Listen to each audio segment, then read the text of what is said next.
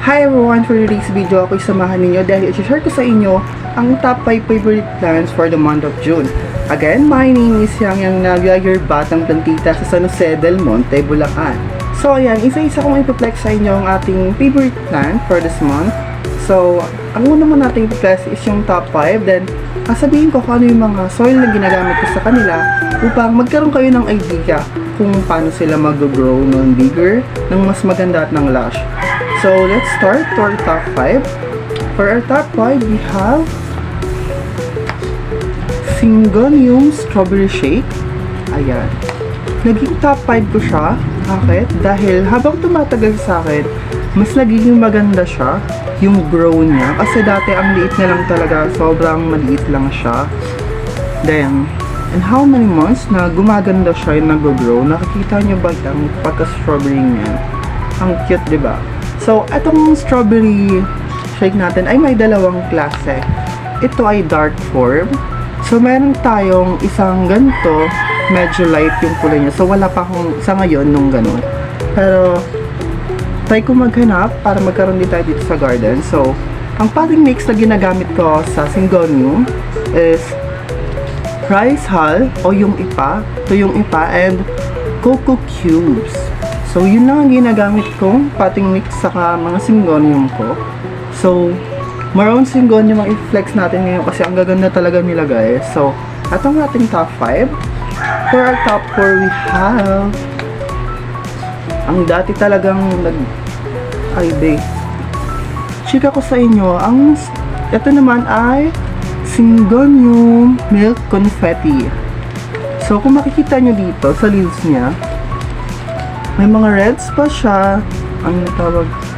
Yan, may mga ganyan siyang spot na red. So, yan yung isa sa mga dating talagang mahal. Makakabili ka neto ng 3 leaf for 500 pesos, 1K, nung kasagsagan talaga ng pandemic. Pero ngayon, makakabili ka na lang neto for 3 leaves ng 200, 150. Depende sa seller na inyong mabibilan and depende rin sa quality ng ganda ng halaman. So, this is our top 4. Yan, look nyo guys, ang ganda. Diba? For our top 3 naman, this is not a Syngonium but favorite ko din talaga siya and sobrang nagagandahan ako. Same lang sila ng potting mix guys. So, kaya grabe talaga ang grow. Ayan. Kung kilala nyo ito ay si Paraiso Verde. Etong Paraiso na to, hindi ko siya binili. Ito ay bigay lamang sa akin ni Inday lang. Ayan. So, again, thank you Mama Inday for this plant. So, ang ganda niya. Napadami ko na to guys.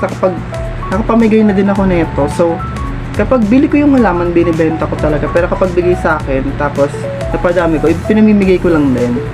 So, ayan. Ang ganda niya, diba? Ang ganda ng var niya. Minsan, guys, kapag hindi nila gusto yung pwesto nila or ayaw nila sa may pwesto nila, nagiging green lang talaga yung dahon nila like this. Tingnan nyo, it's a plain na green lang. Kasi nung una, hindi ko pa alam kung paano siyang alagaan. Tingnan nyo, puro green lang yung dahon niya. Although may variegation, pero hindi ganun kadami yung var. Parang pakunti-kunti lang. But nung alam ko na yung gusto nila yung medyo shaded area, yung hindi sila masyadong naaarawan, kasi dito sa may part na pinaglagyan ko sa kanila, ang araw lang doon pag hapon. So, ayan. So, ang ganda niya na. Madami na akong ganito. So, ayan, nakatanim sila dito sa garden. Nakaikot lang sila kung saan-saan. That's our top 3 guys. So, nakakalaman tayo sa ating top 4. Ang top 4 natin is this. This is Verly Marks na variegated. Ito rin ay galing kay Inday lang. So, ayan. 1 year na to sa akin. Sa mga nagtataka bakit 1 year na pero ang konti pa din. Kapag variegated po na Verly Marks, mabagal talaga siyang magdahon. Pero kapag yung green lang na Verly Marks, yun pang mabilis lumago talaga. So, yung iba kasi na ito nag-revert na, nandoon sila sa may gilid. Doon ko sila nilagay. So, ito na lang yung mga natira. Kinat ko lang yung mga may variegations. Pinagsama-sama ko. Para maganda silang tignan. So, ayan. Same lang din sila ng potting mix, guys.